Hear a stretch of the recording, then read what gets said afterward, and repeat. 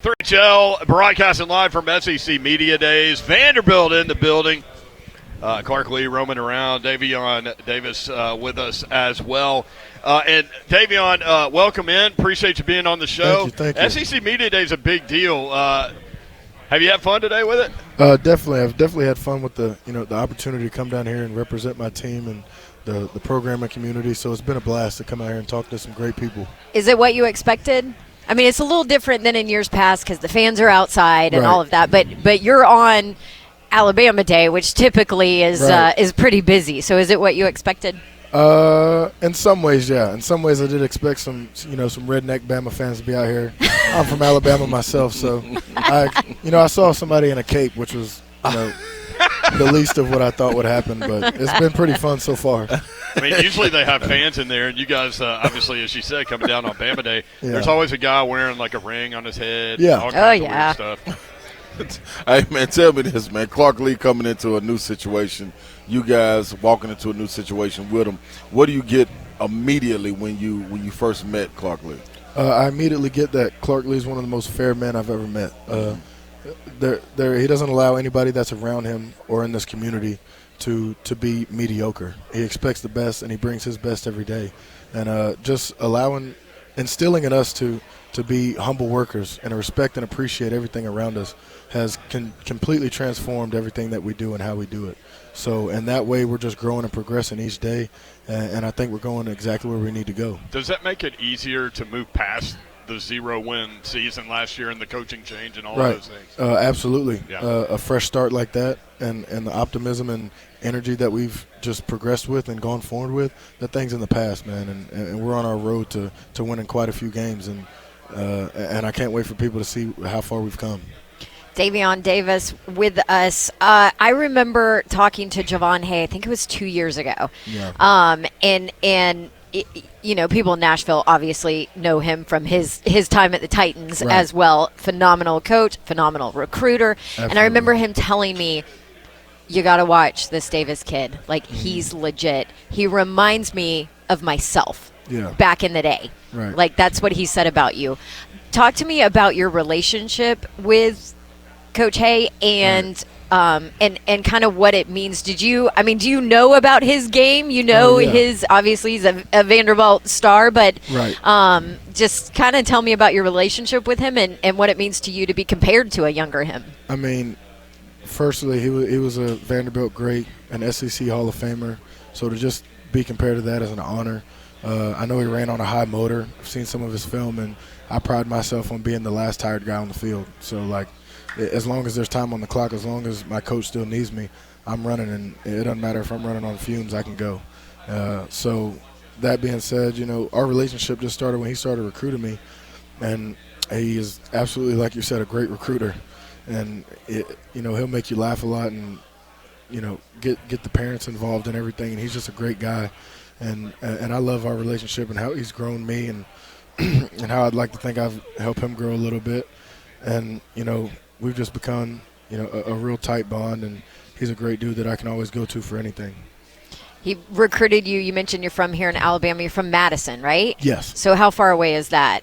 It's about an hour and 25 minutes north from of where we are. Birmingham. Yeah. Okay. So I remember reading you're a chip on your shoulder kind of guy, but high school, kind of growing up. I mean, was it all Alabama talk, Alabama in your time? At one point, yeah, and then we get down to Auburn and we do certain other SEC visits, and now it's just a talk of everything. It's a talk of just playing in college in the SEC. So it's not so much Bama as it is just playing ball at the best level. So that's what it really became. You talk about your high school experience. Talk about you hooping a little bit. I see you had a little hooping in your background. It's like riding a bike, dog. I still got it. Still get out there, bang them up a little bit. Sure. Okay. What if he puts you in the boom boomer? I mean, what do you think? Could you get in the boom boom room, you know what I mean? To hold you on. Look, I don't know about all that, but if he can try to guard me out there or in the paint, but I'm a shooter too. Oh, you stretch so in today's game you're a little stretch forward. I am a stretch forward. 6'3", 230? Yeah. A 6'3", 230 shooter. Can I pick you on my team? It was fun. So Ron Slay was SEC Player of the Year at Tennessee in 2003. Right. How old were you in 2003? 3 years old. See, Easy math. I'm riding with Daevion on this one, Slay. Yeah, I'm riding with Daevion too. Be careful what you pick, man. You might want to talk to your coach about it first. You know what I mean? Your coach might know a little history, but That hey, is man, true. tell me about your the new energy that you feel in the locker room with the guys, with Coach Lee bringing in. What's your energy like now? Right. I believe the new energy is, like I said, optimistic, but at the same time is very focused. It's a very learned energy. It's an energy that somebody has to just be taught, because it's not like somebody just has this. Right. Because the buy-in is so real, and the time commitment and the physical commitment as well is so real now. We're getting tested like never before, and being able to grow in this adversity is bringing us closer together in the locker room. And it's making us excited about each day. Yeah. No matter what the task is, we know we can handle it. Yeah, learning something new each day. Absolutely. That's what's up. Yes, sir. Who do you see coming forth as a leader outside of the coach with this team that you got? It would be myself, Elijah McAllister, guys like that. Our quarterback, Ken Seals, Mike Wright, a guy that I'm here with, Bradley Ashmore. I mean, those are just some focal points on our team that just, not only embody our new culture, but push the standard forward and expect that out of every guy that sits in the locker room. And I think that'll take us exactly where we need to go. Daevion Davis plays defensive line for Vanderbilt. How challenging is it to balance what you have to do academically with your athletic responsibilities? I think it's something that goes a little, overlooked, because being at one of the most prestigious schools in the nation, it's a task that you aren't prepared for until you're immersed in it. And once you're thrown in it, you got to figure out how to survive, and you got to figure out how to thrive in this atmosphere. So once that adversity hits you, then you get hit with the adversity of working just as hard, if not harder, than your Alabamas and Georgias. And then that's when we have to make it about, it's not what we do, because everybody's doing the same thing. It's how you do it. So as the standard continues to be pushed forward, it's the mentality that you grow on the field, and then therefore that moves into stuff that you do off the field. Then you become the exact same character as the person that you play with.